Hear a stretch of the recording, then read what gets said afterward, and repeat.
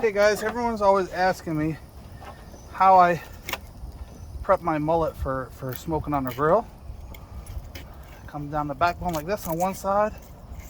Only about that much of the knife because the intact meat gives it structure. I'm gonna do the same thing over here. I'm just cutting through the scale and the skin.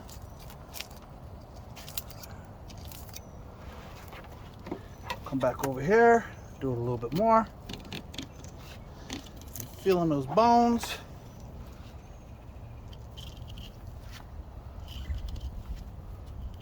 Just like that. Now what I'm gonna do is I'm gonna cut just through the bones right here. Lola, you have to wait your turn, honey. All right, watch this. Ready? Just right through the bones. Just open up that rib like that. Now I'm gonna right behind the gill. Yeah, nice and beautiful. Okay. Then I'm gonna come over here. And I'm not poking all the way through. I'm not poking all the way to the bottom. I just want to break through the ribs right here. Okay. Now, behind this gill. Now the head's free. I'm gonna cut the head that way. Get rid of his innards. Pull this up like this. Maybe cut a little bit more. So,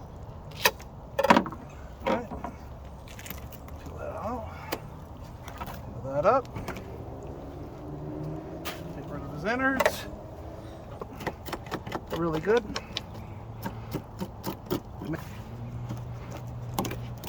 Just like that.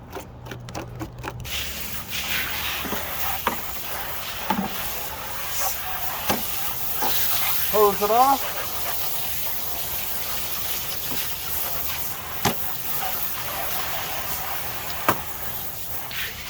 And that's ready for the smoker, y'all. And that's how you cut open a mullet for the grill, for the smoker. Of course, you can also cut them down for singular pieces if people don't want that big of pieces. Next, transfer the mullet carefully to the trays, leaving adequate space, enough for the smoke to cover the top. We went a little bit too high for the last 15 minutes, but you want to cook approximately 210, 215 degrees until golden brown.